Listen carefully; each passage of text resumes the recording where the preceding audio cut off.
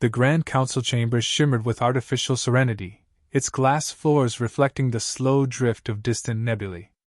Representatives from hundreds of species sat encircling the Chancellor, their voices filtered through translation streams that flattened outrage into polite diplomacy. The air pulsed with the faint hum of power systems, a rhythm the galaxy mistook for order. Holoscreens displayed a summary of the incident: a human convoy destroyed in neutral space, marked with the insignia of the Terran Relief Fleet. Medics, engineers, and supply vessels, all vaporized by Varn Dominion warships. The Chancellor's voice floated across the chamber, smooth and self-assured. The Council would not intervene, he declared. The Varn claimed it was an error of coordinates, a failure of navigation. Unfortunate, he said, but not intentional. Around him, ministers nodded. They spoke of trade stability, of maintaining peace through restraint.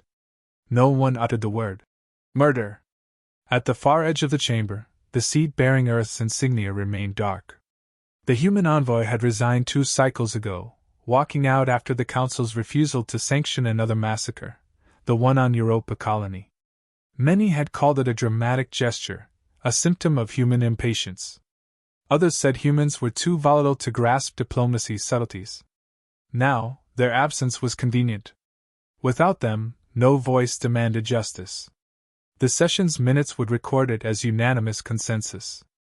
An Oran observer, a feathered scholar species, clicked its beak nervously.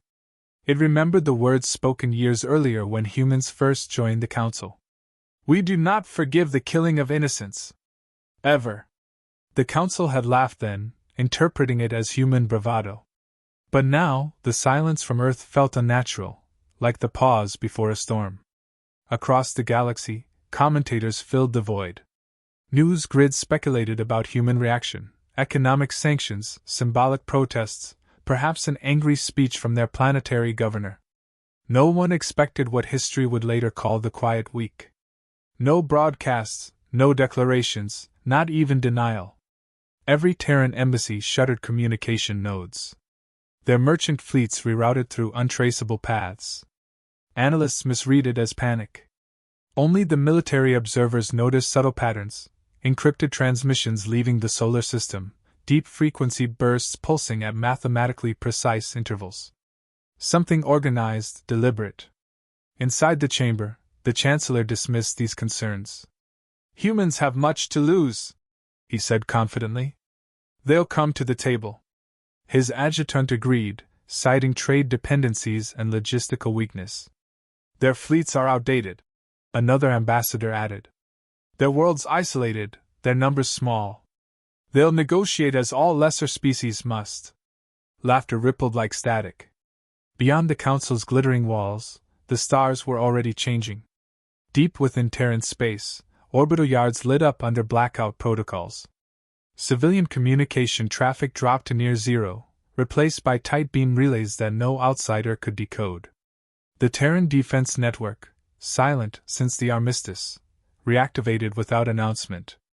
But these details never reached the Council's daily briefs. The bureaucracy saw only stillness and mistook it for compliance. Back in the chamber, the vote concluded. The verdict: no sanctions, no trials, no acknowledgement. A summary report would express regret and encourage reconciliation. History would call it the final motion of arrogance. When the Chancellor adjourned, he looked toward Earth's vacant seat. "Perhaps next session," he mused, "they'll have learned restraint." Far away, a single transmission exited the Sol relay. It passed unnoticed through a dozen monitoring stations, its content compressed into a single data fragment. One phrase translated into thousands of galactic tongues but meant the same everywhere: acknowledged. That night, quiet settled over the galaxy. Fleets patrolled as usual. Trade routes glittered under their navigation lights. The Council slept believing order had prevailed. Only a few old soldiers, veterans who had once fought alongside humans, felt unease. They remembered a pattern: how Terrans reacted when the line between peace and murder was crossed. They didn't send warnings or ultimatums. They simply stopped talking. In the darkness beyond map space, something vast began to move. Engines stirred beneath oceans of clouded atmosphere. Orbital docks sealed their outer lights. No message accompanied the silence, no rhetoric or condemnation. Just motion, the kind born not from rage, but from decision. The galaxy had made its judgment. Humanity had made its choice. And for the first time since the Council's founding, silence carried the loudest message of all. Weeks passed without a single Terran transmission. Galactic news outlets called it strategic paralysis. Analysts argued that internal politics or fear kept Earth restrained. Every empire's intelligence division watched the solar borders, expecting public outrage or negotiation attempts. None came. Instead, trade lanes to Terran sectors emptied. Civilian ships vanished from traffic networks, replaced by silent convoys transmitting encrypted signatures known only to Terran command. The void around Earth thickened, not with noise but with the kind of silence that made strategists nervous. The Varn Dominion mistook it for surrender. Their ministers toured the council chamber, delivering hollow apologies and promising reparations. In good faith. They even released rehearsed footage of officers expressing remorse while standing beside the wreckage of human relief ships. It was meant to soothe the galaxy's conscience. It did the opposite. The footage spread, showing laughing soldiers beside the burning remains of medical vessels. The council edited the audio before distribution, erasing laughter, removing faces. But the raw version reached Earth. No one saw the Terran response. There was no declaration, no retaliation broadcast. The world simply fell quiet. Earth's orbital factories stopped exporting goods, Mars halted diplomatic channels, and Luna's data arrays went dark to external access. The galactic market noted a sudden surge in orders for neutron shielding, cryogenic fuel, and gravitic armor plating, enough to outfit fleets. Traders assumed it was civilian expansion, a new colonization drive. They were wrong. Across alien worlds, whispers spread of an old human doctrine: strategic silence. Historians remembered its use during the Europa War, when humans ceased all communications before launching a campaign that ended 3 enemy fleets in a single day. Few believed they would dare repeat it. Most assumed humans had evolved beyond such barbarity. Meanwhile, neutral observers noticed faint movements in Terran logistics routes. Supply drones vanished into deep orbit, leaving behind faint ion trails. Satellite telemetry captured the silhouettes of enormous constructs hidden behind Jupiter's shadow.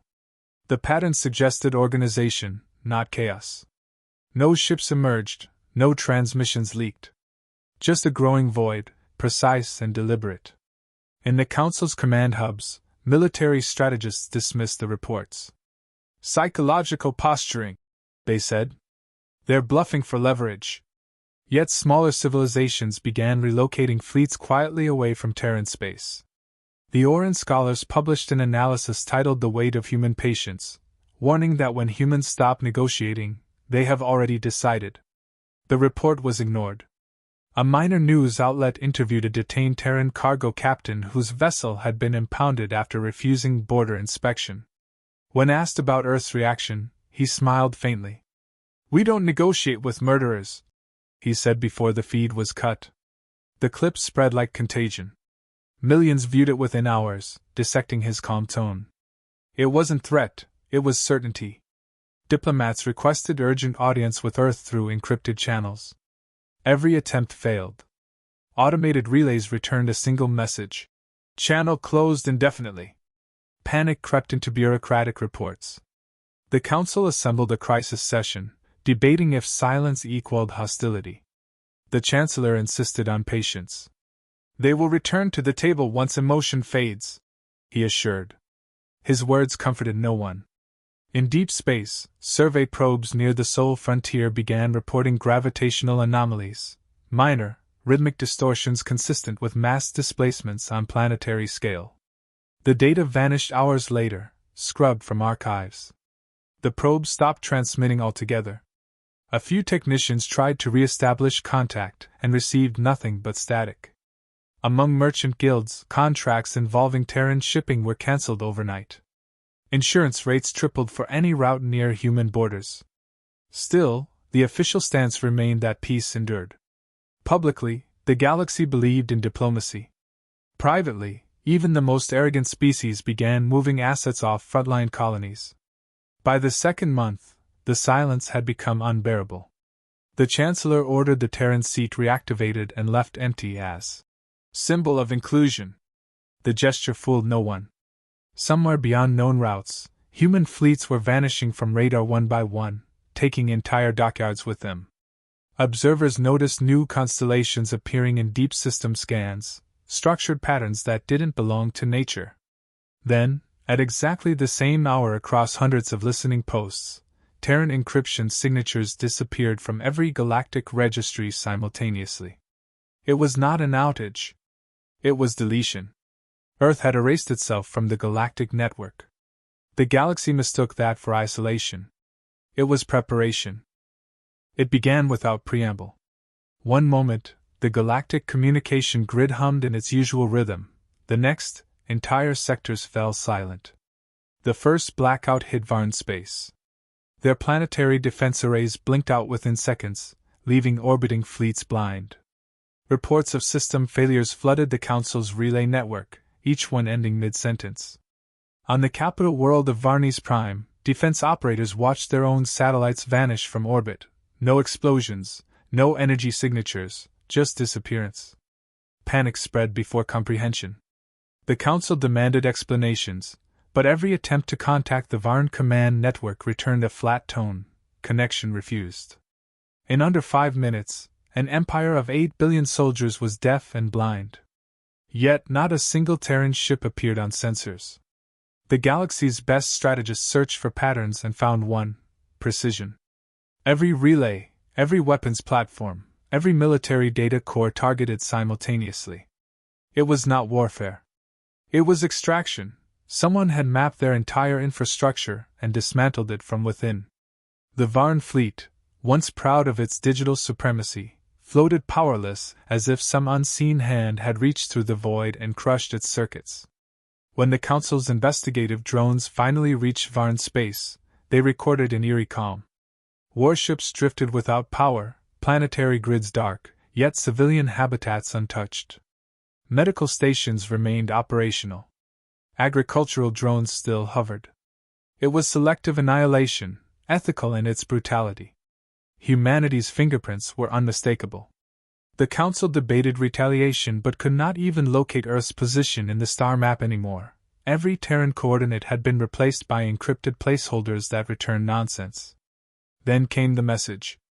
A single broadcast transmitted simultaneously on every open frequency, encoded in every galactic language. You killed healers. You silenced mercy. Now silence answers you.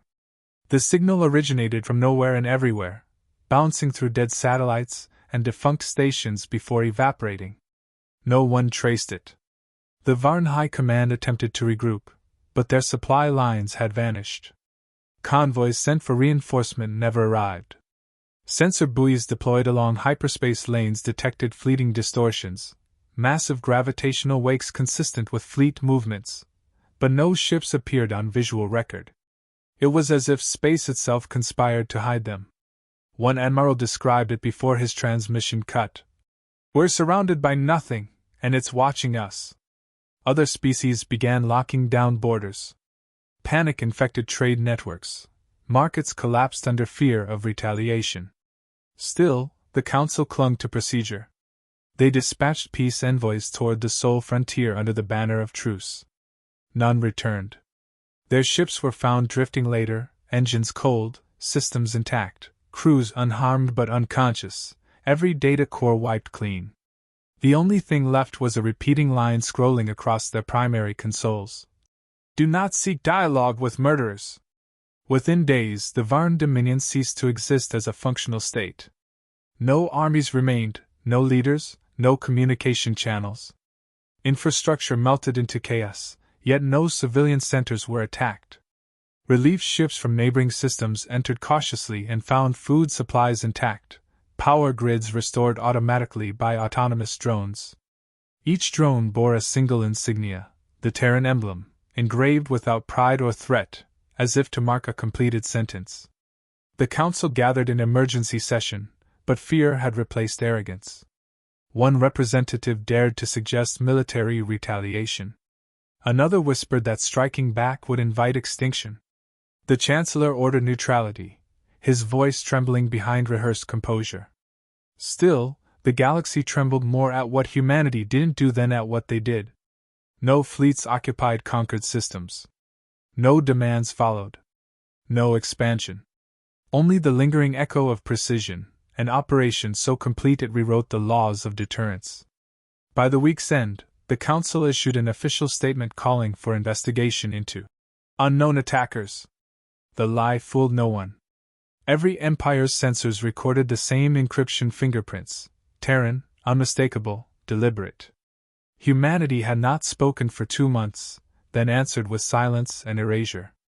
The message required no interpretation. Across the stars, the understanding settled cold and absolute.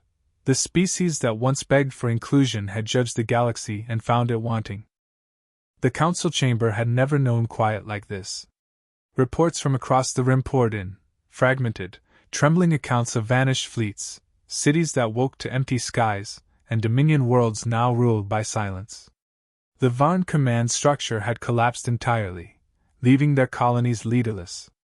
Every broadcast, every distress signal, carried the same conclusion: humanity's retaliation was not conquest but demonstration.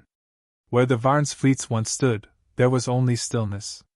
Civilian traffic resumed under automated systems powered by unknown code, clean, efficient, untouchable. The Council called it mercy through terror. Intelligence units studied fragments of recovered data from destroyed command ships. Embedded deep within their operating cores were Terran identifiers written in elegant simplicity. No virus, no brute force entry, just lines of code ending with a timestamp matching the convoy massacre. Humanity had planned, executed, and ended the war without a single declaration. The data's precision horrified even the most battle-hardened strategists. Every strike was surgical, every target chosen with moral precision. They had erased only those who ordered, enabled, or celebrated the killings. Everyone else lived. It was vengeance distilled into logic. Council propaganda tried to reshape the narrative. Press briefings described rogue factions acting independently. But smaller species leaked the truth. Merchants returning from Varn space spoke of Terran relief pods descending after the devastation, unarmed drones dispensing food, medicine, and messages of condolence in multiple languages. Each bore the same emblem, 2 hands surrounding a flame. To the galaxy, it became a symbol of judgment. Philosophers began debating whether the human code of justice represented evolution or regression. Some saw it as barbaric precision, others as a moral clarity lost to bureaucratic civilizations. Academies reopened old archives to study Terran military philosophy, rediscovering doctrines dismissed as primitive. "We do not retaliate," one ancient document read. "We correct." The Council censors removed such texts from public access, but they spread faster than deletion could contain. Panic took root in power. Empires began erasing their own wartime records, deleting logs of civilian casualties from past conflicts. Terrified humans would uncover them. Fleets that once patrolled proudly now kept their distance from Terran space. Diplomats urged the Chancellor to offer reconciliation, but Earth remained unreachable. Communication attempts received no acknowledgement, not even rejection. They were ghosts now, present, unseen, inevitable. Then came the recordings. A transmission surfaced across multiple systems, archival footage from the original massacre, untouched, unedited. The laughter of Varn soldiers, the cries of human medics, the Council's applause afterward, all broadcast without commentary. The feed ended with the image of the Council voting for non-intervention. The silence afterward broke the illusion of order. Entire species watched in shame as their government's hypocrisy glowed in high definition. Public unrest erupted. Citizens questioned why the Council had protected murderers and mocked the victims. Protests spread through central systems, some demanding alliance with Earth, others pleading for amnesty before it was too late. The Chancellor tried to restore control, declaring humanity a threat to galactic stability. But the words felt hollow. Everyone had seen the truth. Humans had not invaded, they had cleansed one wound and left. Their power came not from destruction but restraint. Rumors spread that Terran fleets had been seen leaving the Orion Spur, vanishing into deep voids beyond charted sectors. Pilots swore to seeing enormous ships glide past the edges of nebulae, silent, formation perfect, engines cold. None fired, none lingered. They simply moved through the dark like judgment passing beyond reach. The message was unmistakable, the reckoning was complete. The Council's remaining authority crumbled under the weight of its own guilt. Emergency resolutions failed as delegates argued over moral definitions. The galaxy that once mocked human emotion now trembled at human control. Across every star system, one truth took root: humanity had spoken once and then fallen silent again, leaving the universe to measure its own worth against the mirror they had held up, and found itself unworthy. Months passed before the Council dared reconvene. The Varn Dominion was gone, its territory fragmented into quiet colonies that now governed themselves. No fleets occupied them, no foreign banners were raised. Humanity had disappeared as completely as it had struck. Reconstruction began without guidance, fueled by fear rather than hope. The Council drafted new treaties emphasizing compassion and restraint, but everyone knew they were written not from principle, but survival instinct. The empty Terran seat remained in the chamber, its soft blue light pulsing like an accusation that refused to fade. Trade routes slowly reopened. Where human merchants once traveled, their lanes stayed vacant, untouched out of respect or dread. The galaxy adapted to the void, whispering myths to explain the vanishing. Some said the Terran fleet had gone dark to guard the borders of creation, others that they had withdrawn to prepare for a threat no one else could perceive. None could prove anything. Probes sent into soul space returned nothing but static. Even light itself seemed distorted there, as if bent around something colossal yet unseen. For many, humanity's silence became a moral compass. Civilizations that had once relied on bureaucracy now enforced their own codes of accountability. War crimes were tried immediately, not debated. Civilian corridors were declared sacred. Even the Varn survivors, once arrogant conquerors, rebuilt their cities under a new oath carved onto every public monument. Mercy is not weakness, and justice is not negotiation. They never again raised weapons beyond their orbit. Academies across the spiral began studying the event as a singular historical phenomenon. They called it the Galactic Warning, though some preferred the term human correction. Scholars found no evidence of occupation, exploitation, or extraction. Humanity had taken nothing except certainty from the galaxy, that those who murdered would never find protection in procedure. The scale of precision baffled scientists. The level of coordination suggested intelligence far beyond conventional command structures. Many suspected autonomous systems guided by human ethics, machines trained not to conquer but to balance. Across neutral worlds, new religions emerged around the event. They depicted humans as stewards of equilibrium, unseen arbiters ensuring that life's moral gravity remained centered. Shrines appeared with a simple symbol, 2 hands enclosing a star. Pilgrims left messages pleading forgiveness for their species' cowardice during the Council's vote.